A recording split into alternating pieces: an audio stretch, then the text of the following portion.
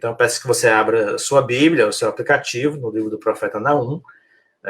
Como nós temos feito de outras vezes, eu não vou fazer um estudo versículo por versículo, mas vou destacar alguns temas ou alguns assuntos centrais, e então falar sobre esses assuntos e temas centrais, né?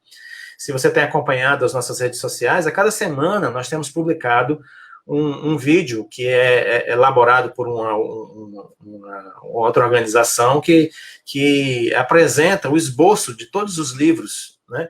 E esse esboço é feito de forma animada. Então, eu recomendo que você, se puder, a cada semana, assista com antecedência o vídeo com o esboço do livro, com a apresentação do livro, porque certamente vai facilitar na hora que a gente estiver trabalhando aqui juntos, né, ou estudando juntos a palavra de Deus, tá bom? Bom, o nome Naum significa consolação, é assim que entendem a maioria dos estudiosos o significado do nome Naum, consolação. O profeta se diz natural de uma cidade chamada Elcos, e então ele era um eucosita, o nome que se dá da denominação é esse. Mas não se sabe muita coisa a respeito da cidade de Elcos. Além dessa informação de que ele era de Elcos, nós não temos mais nenhum detalhe assim que nos permita conhecer mais a respeito da família ou da história de Naum. A gente já viu aqui, nem todos os profetas trazem um detalhamento a respeito da sua história ou do tempo em que escreveram os seus livros. Naum é um desses que nós temos poucas referências. Mas confrontando os eventos históricos que Naum relaciona no texto, a gente pode dizer que possivelmente ele foi contemporâneo de Isaías e de Miqueias, e que ele deve ter exercido o seu ministério possivelmente por volta do ano 650 antes de Cristo, né? 650 anos de Cristo. E, embora a gente não possa precisar aonde era a cidade de Elcos, de onde ele se diz nativo, alguns estudiosos entendem que é razoável que o profeta tenha nascido na região da Galileia e exercido o seu ministério, sobretudo no Reino do Sul, porque a essa altura o Reino do Norte já tinha sido levado cativo pelos assírios. Bom, quando Naum estava no auge do seu ministério, fazia já mais ou menos um século que aquelas profecias de Oséias e Amós que nós vimos a respeito de um exército que viria levar cativo o Reino do Norte, já fazia cerca de um século que essas profecias haviam se realizado. O anúncio dos profetas se cumpriu, e o Reino do Norte realmente foi dominado pelos assírios, foi levado em cativeiro e nunca mais se restabeleceu como o Senhor havia predito. A forma como os assírios fizeram isso tinha muito a ver com o jeito deles de viver e de encarar a vida. Então, os assírios tomaram Samaria e levaram cativo o Reino do Norte através do seu exército, né? Eles ganharam uma batalha e eles fizeram isso com muita violência, com muita crueldade. E assim eles varreram a cidade de Samaria do mapa. Isso aconteceu por volta do ano 722 a.C. O Reino do Norte foi abandonado. A história narra que, a partir daí, Samaria e o Reino do Norte nunca mais se restabeleceram.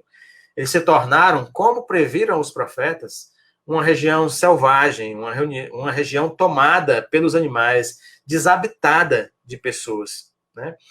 Os israelitas do norte, eles foram levados como escravos, como o Senhor havia previsto. E eles se tornaram servos de um sistema totalitário, um sistema opressor, um sistema que tinha sido instalado e que existia com base na força, através da força e da crueldade do exército assírio, né? Um dos exércitos mais cruéis da história antiga. O poder do Império Assírio, desde essa tomada de Samaria, cresceu durante esses 100 anos e chegou no seu apogeu, na verdade. E era um reino imenso, um reino que foi construído, na verdade, pelos assírios, por causa do seu modo de entender a vida, foi construído com base em ameaças, foi construído por meio de violência, por meio da morte, do derramamento do sangue de muitas e muitas e milhares de pessoas. Esse reino imenso, ele ia do rio Nilo, no norte da África, até o rio Tigre, onde ficava a cidade de Nínive, que era a capital do império, um reino imenso, construído com morte, sangue, violência, opressão e tudo aquilo que nada tem a ver com o reino de Deus. Samaria e o reino do norte foram levados cativos. O que restou foi o pequeno reino do sul, o reino de Judá. E o reino de Judá vivia sobre a ameaça constante desse expansionismo militar dos assírios. E então essa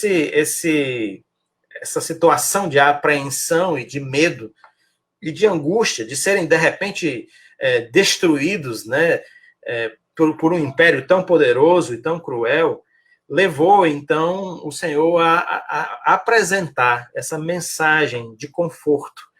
E o profeta anuncia então que mesmo a poderosa Assíria, mesmo o reino mais poderoso do mundo naquele momento, não estava livre do julgamento daquele que é soberano sobre todos os reinos. Naum nos traz a mensagem de que nenhum poderoso, ninguém que exerça autoridade, ninguém que tenha domínio sobre as pessoas, sobre nações inteiras, nenhum país que tenha domínio sobre outros países, nenhuma nação que se julgue autoridade sobre outras nações, ninguém está livre do juízo daquele que é Senhor sobre todas as nações, o nosso Deus. Então, em forma de poesia, Naum fala para um povo amedrontado. Naum fala para Judá, que estava tomada de medo, amedrontado pela violência, pela arrogância dos assírios, a maior potência mundial da sua época.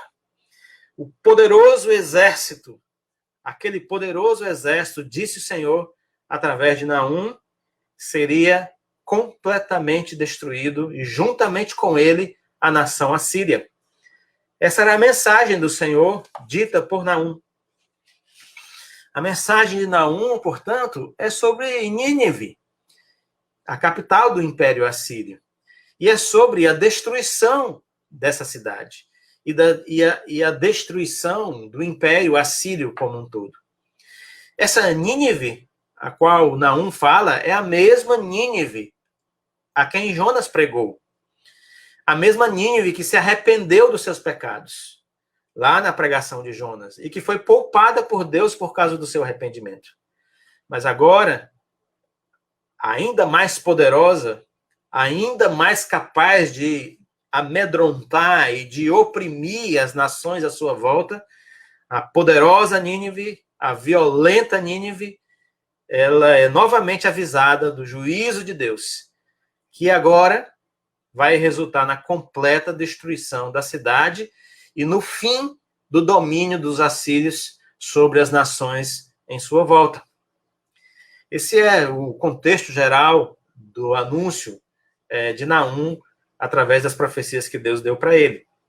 Eu quero falar um pouquinho do trecho que está no capítulo 1, dos versos 2 a 6. Então, eu queria que você lesse comigo. O Jonathan vai colocar para a gente agora. Naum 1, de 2 a 6.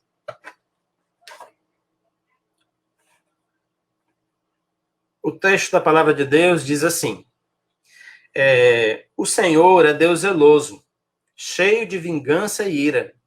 Vinga-se de todos os que a ele se opõem e reserva a sua fúria para os seus inimigos. O Senhor é lento para se irar, mas tem grande poder e nunca deixa de castigar o culpado. Demonstra seu poder no vendaval e na tempestade. As nuvens são poeira debaixo dos seus pés. À sua ordem, os oceanos secam e os rios desaparecem.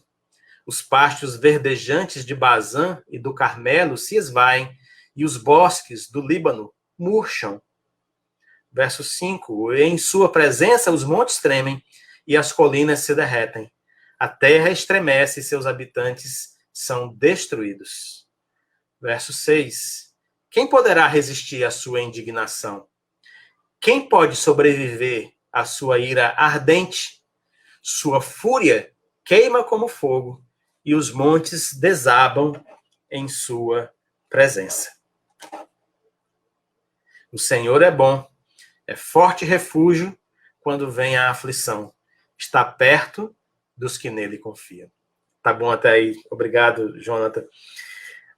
Meus irmãos, nesse trecho de 2 a 6, o profeta descreve como a criação está sujeita ao Criador.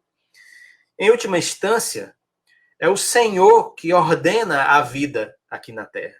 Em última instância, é o Senhor quem conduz os eventos naturais e que utiliza todos esses eventos para realizar a sua vontade. Queridos, isso pode ser bastante assustador para muita gente, porque ela revela, esse trecho da palavra de Deus revela um Deus pessoal. Um Deus que não é uma força, que não é uma energia. Não, é um Deus que é uma pessoa, que tem vontade, que pensa. E mais do que isso, um Deus não só pessoal, mas um Deus moral. No sentido de dizer que é um Deus que tem conceitos a respeito daquilo que é certo e que é errado. Um Deus todo-poderoso, um Deus pessoal e um Deus moral. Isso assusta muita gente, porque as pessoas prefeririam que Deus fosse uma energia que pudesse, da qual a gente pudesse se beneficiar, uma energia da qual a gente pudesse se ligar a ela. Mas a verdade é que o Deus revelado nas Escrituras é uma pessoa, é um ser. E um ser com vontade, um ser que acredita em coisas que são certas e que apresenta coisas que são erradas, e um ser todo-poderoso. Isso faz de Deus um problema para grande parte da humanidade. Porque esse Deus que faz separação entre o que é certo e o que é errado, e que é todo-poderoso, ele age, ele interfere, ele intervém, porque tem autoridade para fazer, como Deus Criador, na história da humanidade. E isso deixa muitas pessoas angustiadas, porque elas desconhecem que esse Deus, que é todo-poderoso, que é pessoal, e que é um Deus que tem conceitos claros sobre o que é certo ou errado, também é um Deus bom, perfeito, e que deseja o bem da sua criação. Esse traço da natureza de Deus, que é um Deus bom que deseja o bem para a sua criação, é o que faz com que o seu poder, a sua glória, a sua vontade se volte para produzir o bem para a criação que ele fez. Esse Deus maravilhoso, ele tem domínio e controle sobre tudo o que acontece aqui neste mundo. E no trecho que nós lemos, o profeta Naum diz que é assim mesmo. Os ventos, as nuvens, os rios, as montanhas se derretem, coisas tremendas acontecem neste mundo, e tudo isso está debaixo da soberania desse Deus que criou o universo e a Terra, o planeta onde nós vivemos. Mas há pelo menos duas revelações que o profeta faz a respeito da natureza de Deus, nesse texto que nós lemos, que eu gostaria de compartilhar com vocês. Toda vez que a gente lê as Escrituras, isso deve ser algo que deve chamar a nossa atenção. Quando há algo revelado a respeito de Deus, é algo que nós não saberíamos a não ser que Deus tivesse se apresentado. Então, são informações preciosas que nós temos a respeito dele, já que não dá para nós investigarmos Deus por iniciativa própria. Nós podemos olhar para a natureza, mas podemos olhar para reflexos de Deus na natureza, mas essa revelação direta, especial a respeito dele, se dá nas Escrituras. Pois bem, quais são esses dois pontos? Primeiro, eu queria dizer que me parece que o Naum está deixando claro para a gente que o Senhor nosso Deus, ele não fica inerte, paralisado diante do mal. Deus não fica paralisado diante da violência e da opressão. Deus age. Deus interfere. Porque o mal, a violência e a agressão não são coerentes com o projeto de Deus para nós que fomos criados à sua imagem e semelhança, para esse mundo criado por ele. Por isso, o Senhor interfere. O mesmo Deus que ama profundamente aqueles que abraçam a verdade, reserva também a sua fúria para aqueles que são inimigos da verdade, que são seus inimigos. Vejam só, maldade, violência e opressão, meus irmãos, não vão ficar impunes neste mundo. O Senhor vai reagir. E o Senhor tem reagido. O Senhor vai interferir. E ele não vai deixar que a maldade, a violência e a opressão fiquem impunes no mundo criado por ele. Bom, com essas palavras, o profeta, ele deseja, na verdade, o profeta Naum, encorajar aquela pequena Judá, o pequeno reino do sul, encorajar aquelas pessoas tão amedrontadas a confiar no Senhor. E por que é possível confiar no Senhor? É porque, embora os poderosos, os assírios, pareçam ser invencíveis, eles serão castigados pelos seus excessos. A violência, a crueldade, o desprezo com que os assírios trataram a vida humana, as ameaças, a opressão com que eles oprimiram as nações à sua volta, as nações mais fracas, a maneira como eles oprimiram os diferentes, não iriam passar despercebidos pelo Senhor. Era isso que o profeta Naum estava dizendo ao povo, dizendo: tenham coragem, confiem no Senhor, porque esses que se julgam poderosos e capazes de causar e fazer mal, eles estão debaixo da autoridade e do poder daquele que é Senhor sobre todo o universo.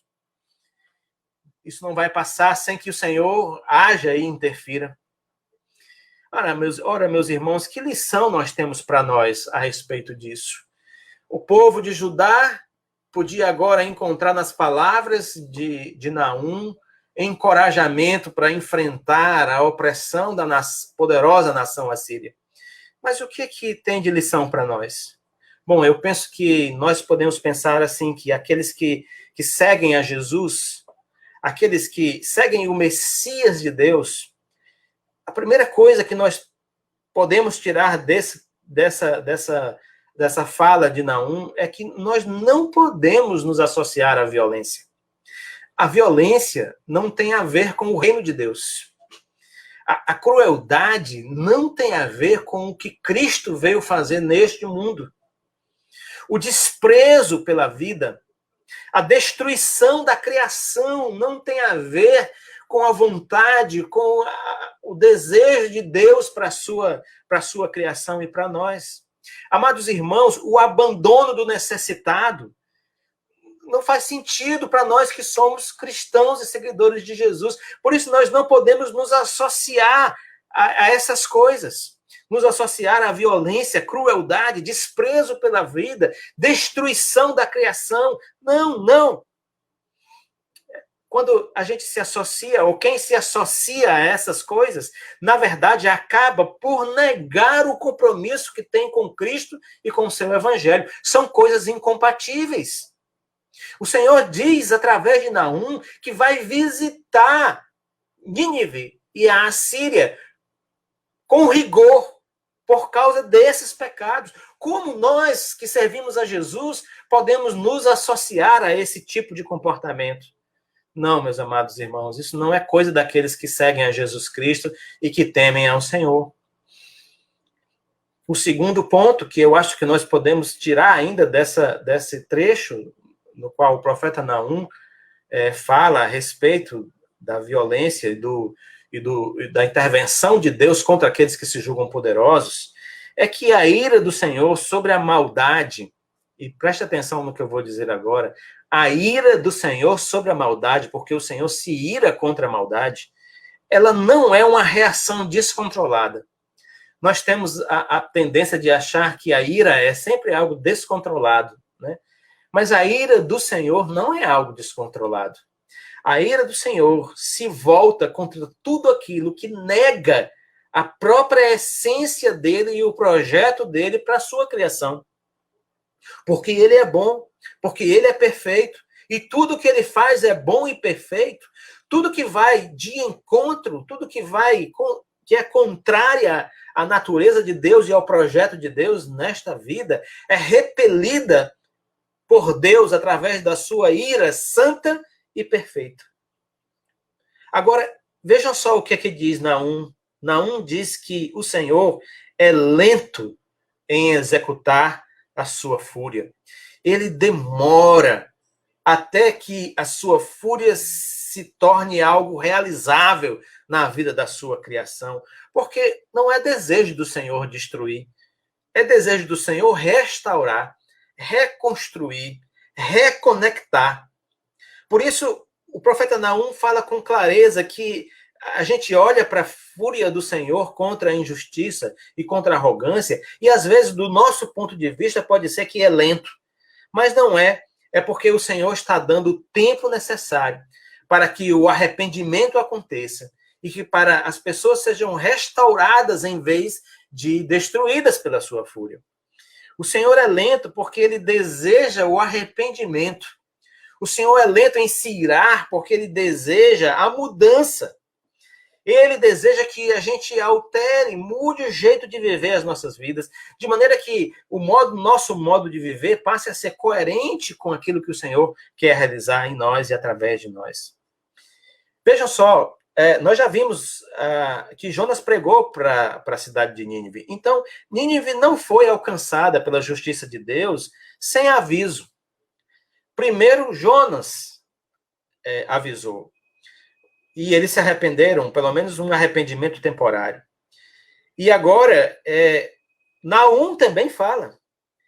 Então, a violência e a crueldade daquela ideologia militarista, né, dos assírios já havia sido confrontada. Essa ideologia militarista que confiava na opressão como meio de fazer a vida funcionar, que acreditava que o poder e a força eram o caminho através do qual a vida deveria ser organizada, que as coisas deveriam acontecer.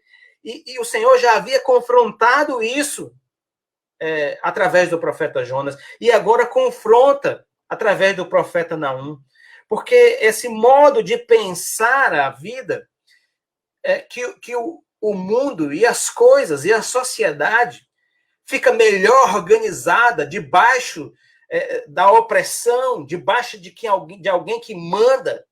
Esse modo de pensar não tem a ver com o amor e a misericórdia de Deus. Esse modo de pensar é um modo opressor.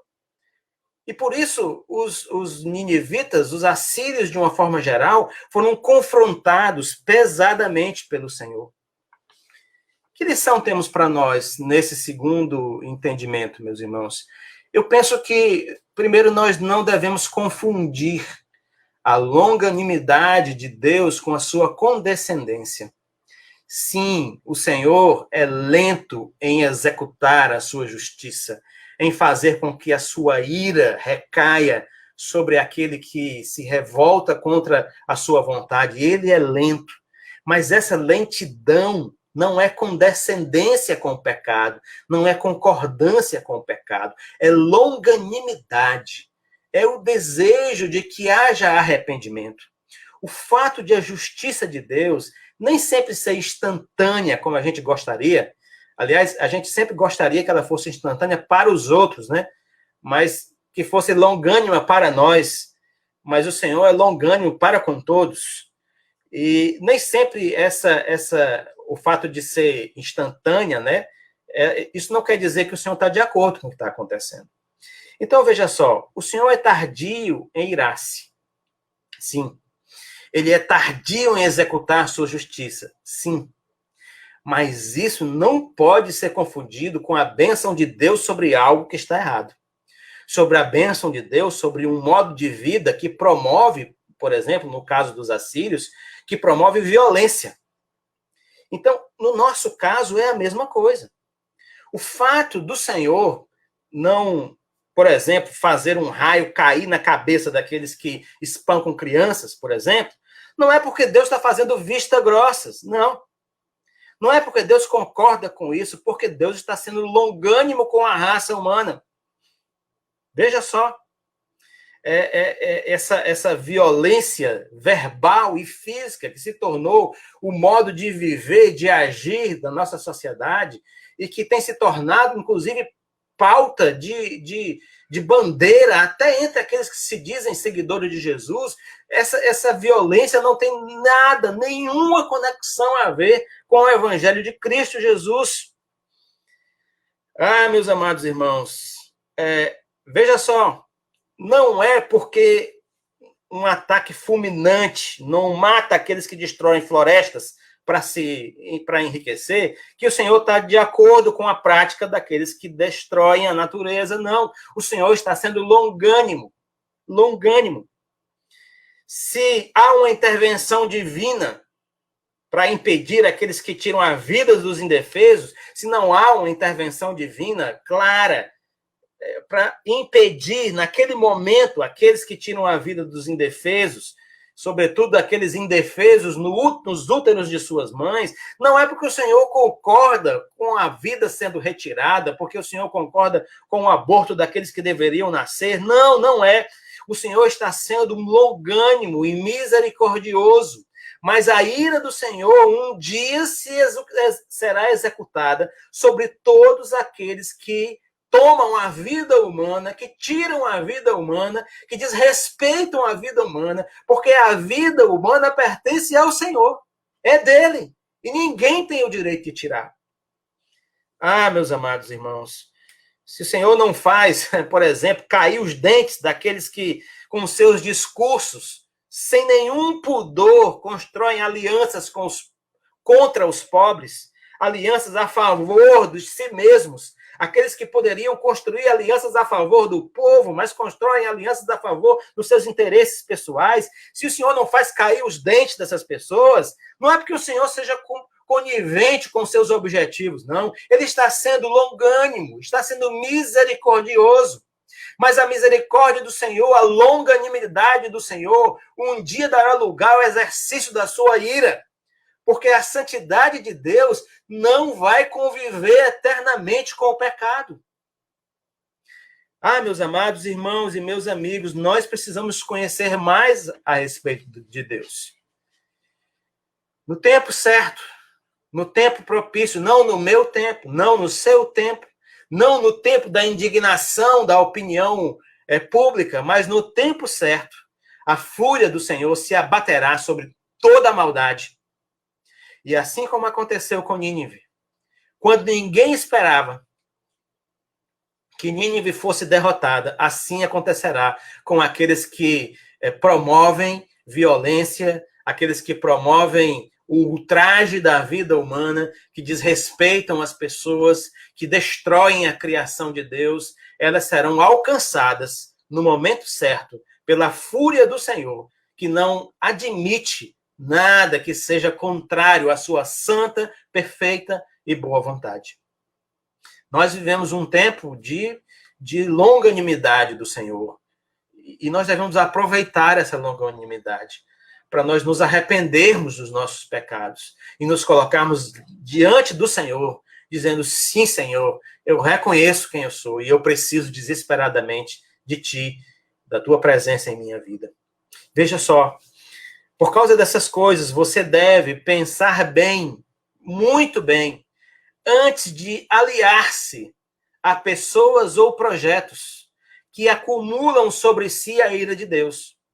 Porque aqueles que são violentos, aqueles que agem com arrogância, aqueles que agem destratando as pessoas, aqueles que agem destruindo a criação de Deus, estão acumulando sobre si a ira do Senhor. E por isso você deve ficar bem atento para você não se associar a isso. para que de tabela a ira do Senhor não venha sobre você, porque você validou, porque você disse sim a coisas que não fazem nenhum sentido para aqueles que temem ao Senhor. Arrogância, violência, gosto pela opressão, pelo autoritarismo, meus amados irmãos, nem de longe essa é a mente de Cristo, nem de longe. Olha, não importam as razões que são apresentadas para você, para que você justifique, para que você valide ou passe pano para o autoritarismo, para a violência, para a opressão, não importam as razões, não importa. O Senhor que conduziu a história nos chama, meus amados irmãos, a seguir os passos de Cristo, os passos do seu Filho, que viveu aqui como um servo, confiando na soberania amorosa do Pai e não promovendo ofensa e nem levantando a voz contra ninguém. Ah, meus amados irmãos, nós precisamos conhecer mais a respeito do nosso Deus e do chamado que Ele tem para nós. Bom, eu quero avançar um pouquinho, mais ainda no primeiro capítulo, os versos de 9 a 11. Há um trecho também importante que eu queria ler para você. Então, Naum, capítulo 1, verso de 9 a 11. Diz assim o texto da palavra de Deus: Por que vocês tramam contra o Senhor? Esse é o profeta perguntando aos ninivitas. Por que vocês tramam contra o Senhor? Ele os destruirá com um só golpe. Não precisará vir outra vez. Seus inimigos, emaranhados como espinheiros e cambaleantes como bêbados, serão queimados como palha seca. Sim. Ó Nínive, quem é esse seu conselheiro perverso que trama o mal contra o Senhor? Eu quero primeiro fazer referência exatamente ao verso 11, porque o profeta faz uma pergunta retórica. E essa pergunta retórica me chamou muito a atenção. Ó Nínive, quem é esse seu conselheiro perverso que trama o mal contra o Senhor? Segundo o profeta, o nosso jeito de viver a vida pode ser de tal maneira contrária à vontade de Deus que essa maneira de viver se constitui em um atentado contra Deus. Você entende isso? Uma trama contra Deus? Você pode dizer, mas eu nunca tramei contra Deus. Mas será que o seu modo de viver, ou o seu modo de encarar as pessoas e de reagir diante das pessoas, de alguma forma não se tornou em uma trama contra Deus? Foi isso que aconteceu com os ninivitas. O profeta diz, vocês tramam contra o Senhor por causa do modo como vocês vivem as suas vidas. As verdades que vocês abraçaram para si são verdades que tramam contra o Senhor, ou afirmações que tramam contra o Senhor, se configuram em verdadeiro atentado contra o Deus vivo.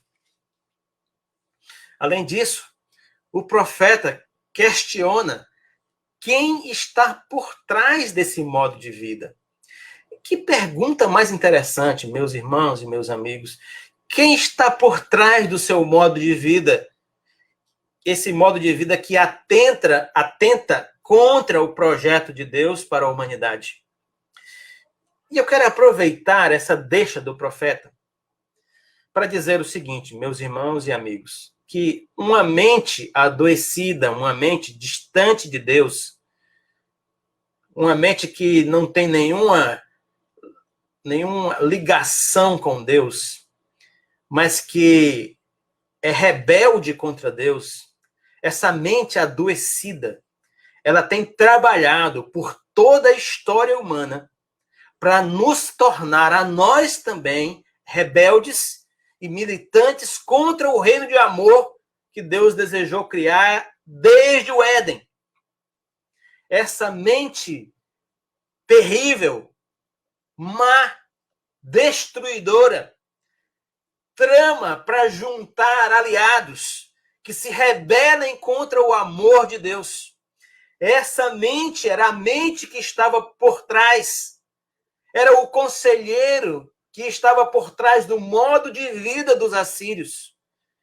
E o Senhor, através do profeta Naum, pergunta objetivamente e diz: vocês já pararam para pensar qual é a mente que está por trás da agressão, da arrogância, da violência e da crueldade que se tornou o modo de vida de vocês?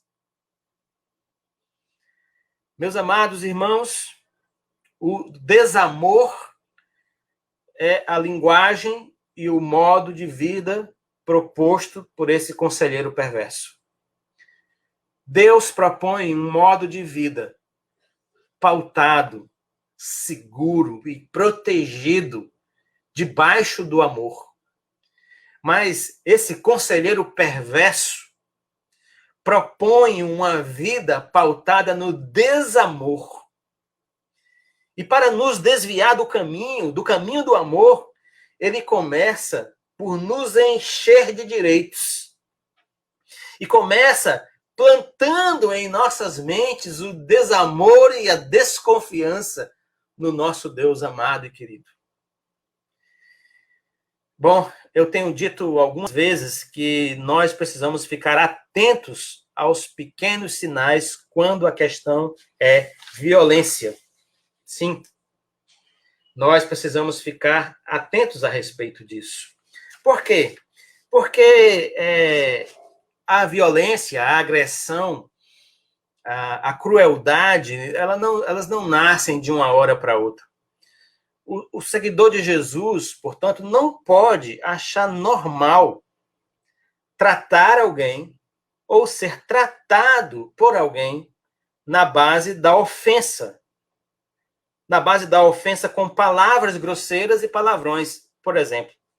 E por que eu estou falando isso, meus amados irmãos e queridos? É porque a truculência, a violência, a arrogância e a crueldade começam com palavras grosseiras. Elas não começam de uma hora para outra, elas começam simplesmente com o desprezo, o desrespeito pela pessoa, demonstrado através das ofensas verbais, das palavras que você diz e agridem, o desrespeito através da maneira de falar. Então, assim, não pode haver, para nós que seguimos a Jesus, não pode haver normalidade no desprezo pelas pessoas. Nós não podemos transformar o desprezo pelas pessoas algo normal. Não podemos, amados irmãos. A agressão preconceituosa não pode se tornar algo normal entre nós. Não. A ofensa, o xingamento, o bullying não podem se transformar em algo corriqueiro, normal e aceitável na vida daquele que segue ao Senhor Jesus, porque essas pequenas aberturas, essas pequenas brechas são o caminho pelo qual uma pessoa, uma nação, uma cultura se torna violenta e cruel. E nós, como seguidores de Jesus, não podemos dar espaço para isso em nossas vidas. Não. Qualquer tipo de agressão com palavras, de desrespeito com palavras, deve ser resistida por todo aquele que tem o Espírito de Deus e não pode deixar que isso se transforme como algo comum em sua vida. Porque não é comum a Cristo Jesus, porque não é comum ao Espírito, porque entristece o Espírito de Deus que habita em você, meu irmão. Nós não podemos nos aliar a esse modo de vida, esse modo de viver, porque esse modo de viver é a porta de entrada para um comportamento que vai resultar em violência, crueldade e opressão.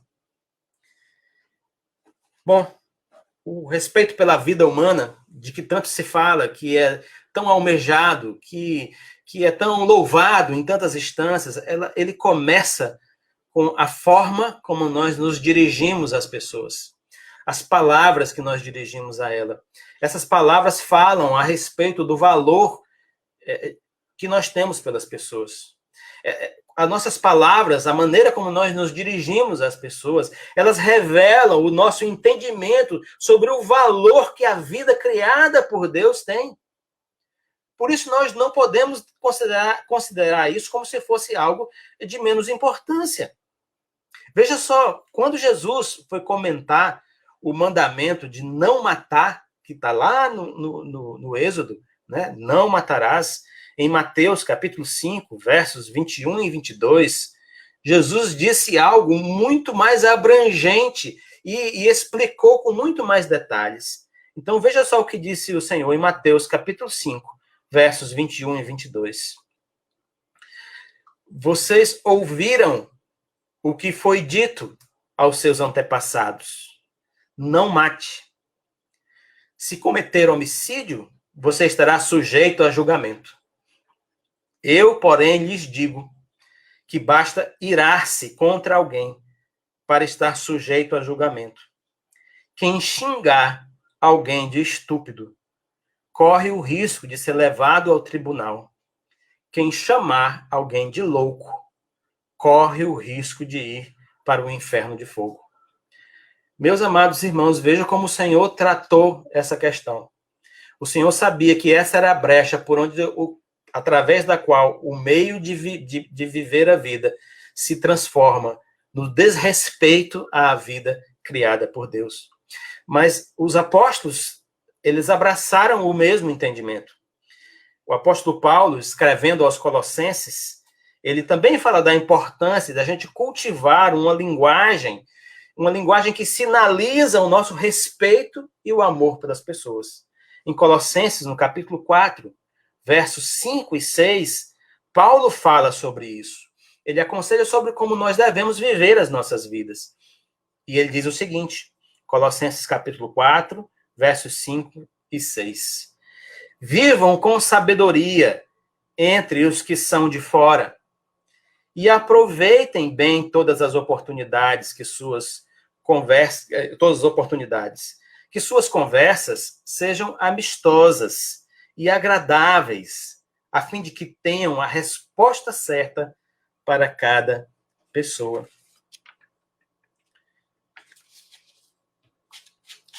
Meus amados irmãos, nós precisamos urgentemente conhecer melhor a natureza, o caráter e os objetivos, os propósitos do Deus a quem nós servimos. Nós não podemos nos aliar, nos juntar a quem trabalha contra aquilo que Deus tem nos levado a viver. Nós não podemos fazer isso. Nós precisamos abraçar o Senhor Jesus, o seu evangelho, o seu desejo de promover um mundo guiado pelo amor e não pelo desamor, pelo acolhimento e não pela rejeição, pelo cuidado e não pelo desprezo. Meus amados irmãos, nós não podemos embarcar nessa barca furada. Não, o Senhor nos deixou orientação clara a respeito disso. Bom, eu tenho ainda aqui algumas coisas que eu quero compartilhar com você. Ainda no capítulo 2, no verso de número 12, Naum diz assim, o Senhor fala assim, né? Naum escreve a palavra do Senhor. Assim diz o Senhor, capítulo 1, verso 12. Assim diz o Senhor, embora os assírios tenham muito aliados, serão destruídos e desaparecerão. E por que eu estou destacando esse texto? É porque, embora Naum trouxesse uma poderosa mensagem de esperança, no momento em que ele anuncia que a justiça de Deus sobre a Assíria não estava longe, para a pequena nação de Judá, aquelas palavras poderiam não ser muito animadoras, porque eles estavam vivendo um tempo muito difícil. Já fazia 100 anos que nada acontecia e que os assírios só aumentavam o poder que tinham. Já fazia 100 anos que os assírios se tornavam mais violentos, mais cruéis e dominavam todas as nações e os povos em volta. Então, de certa forma, a palavra de Naum parecia um pouco ingênua. Como se eles pudessem dizer assim, Naum, ora Naum, mas como isso vai acontecer? Os assírios são a nação mais poderosa do nosso mundo e eles têm muitos aliados. Quem vai vencer a grande nação da Assíria e os seus aliados? E como resposta a essa possível indagação de Judá, o profeta anuncia a fala do Senhor, dizendo: embora os assírios tenham muitos aliados, serão destruídos e desaparecerão. É muito impressionante isso, amados, porque para onde eles se viravam, os assírios eram o poder presente. Do Nilo ao Tigre, todas as nações eram vassalas de Nínive. E nos últimos 100 anos, essa era a realidade que se tornava cada vez mais cruel e opressora. Mas através do profeta, Deus lembra que não importava quão poderosa fossem os assírios, não importava quantos aliados eles tivessem, havia chegado o tempo de dar um fim à violência. Havia chegado o tempo em que Deus daria um fim à crueldade do militarismo assírio, que Deus, por fim, faria executar a sua ira e a sua justiça, e essa opressão através da qual os assírios tratavam os povos, e que era contrária à vontade do Senhor, seria então executada a justiça sobre eles. E, por fim, então, o Senhor acabaria com o Império Assírio e todas as nações que estavam agindo em volta dele, aliadas através daquele império. É com essa palavra de esperança que Naum dá ao povo de Judá que eu quero encerrar nossa reflexão de hoje. Porque eu quero falar para você que se sente debaixo das botas de Nínive. Você que se sente oprimido. Você que se sente sufocado por alguém ou por uma circunstância que é mais poderosa do que você. Eu quero falar para você que parece que já não tem esperança no peito, que vive os dias em desânimo, porque aqueles que dominam sobre você são poderosos e são os maiorais da terra. Eu quero falar com você agora, Não importa quão poderosos sejam os que lhe oprimem, não importa. Não importa quantos aliados eles tenham. Não importa quão fraco você se sinta diante daqueles que são violentos, cruéis e opressores e que rondam a sua vida, não importa. O Senhor mesmo fará valer a sua justiça, a justiça dele contra esses que oprimem, e eles serão destruídos e desaparecerão, porque o Senhor não se fará de rogado. O Senhor fará a sua justiça cair sobre todos aqueles que se negam a reconhecer o seu plano maravilhoso de amor para este mundo. Tenha paciência. Tenha confiança. Aguarde, o livramento do Senhor chegará sobre a sua vida. Confie no Senhor. Clame por Ele, clame de coração aberto. Chore na presença do Senhor e clame e diga: Senhor, eu tenho sido oprimido. Senhor, eu tenho sido machucado, ferido. Clame ao Senhor, o Senhor vai ouvir a sua oração. Ao tempo em que você clama ao Senhor, se essa opressão se dá através de pessoas que estão próximas de você, e se essa opressão também é completamente ilegal, denuncie se ela está acontecendo sobre a sua vida. Não fique mudo diante da violência. Toda vez que nós nos emudecemos diante da violência, ela cresce sobre nós. Portanto, não fique mudo. Não se acostume com a crueldade. Não, reaja. Diante do Senhor, clame ao Senhor, e diante daqueles que podem fazer algo a respeito da violência que você está sofrendo, reaja. Se você tem alguém em que você confia, fale sobre as ameaças que você tem sofrido.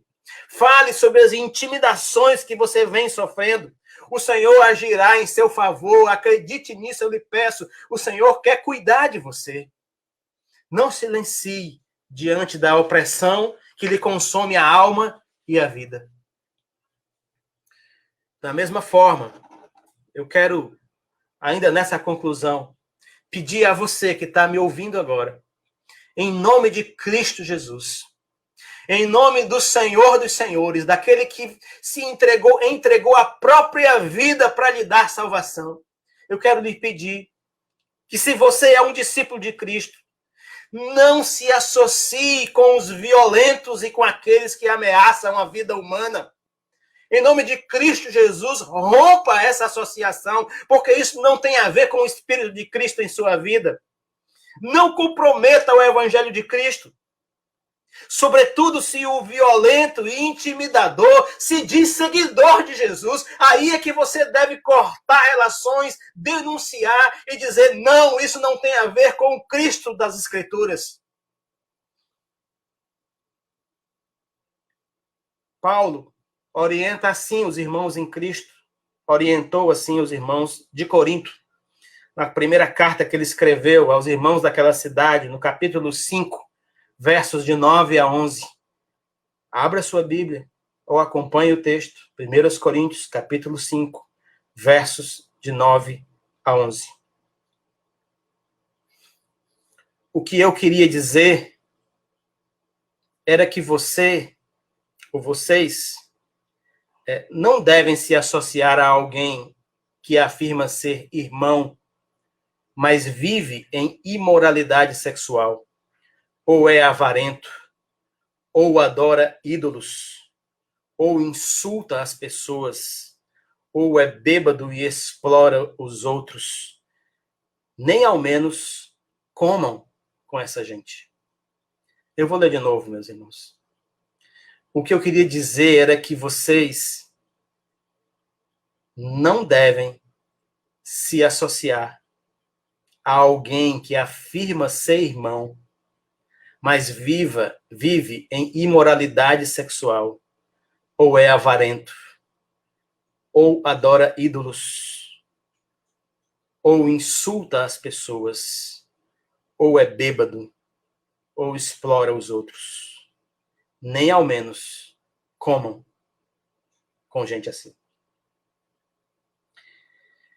Verso 7 do capítulo 1 de Naum, e eu termino com essa palavra de esperança que Naum nos dá, diz assim: o Senhor é bom, é forte refúgio quando vem a aflição. Ele está perto dos que nele confiam. A todos que vivem ameaçados, a todos que vivem oprimidos, a todos que vivem xingados e desprezados por este mundo, a todos que se sentem desamados, rejeitados, aos agredidos, aos humilhados, aqueles que se sentem feridos e magoados, aqueles entristecidos, eu quero repetir as palavras de Naum agora, nesse momento, e dizer que o Senhor é bom. Não duvide disso. Não descreia nisso. O Senhor é bom. Ele é forte refúgio para você. Quando a aflição o alcançar, esconda-se nele. Ele está perto dos que nele confiam. Coloque sua confiança no Senhor. Coloque sua confiança no Senhor Jesus. Não desista. Aguente firme. Ele virá ao seu encontro e ao seu socorro.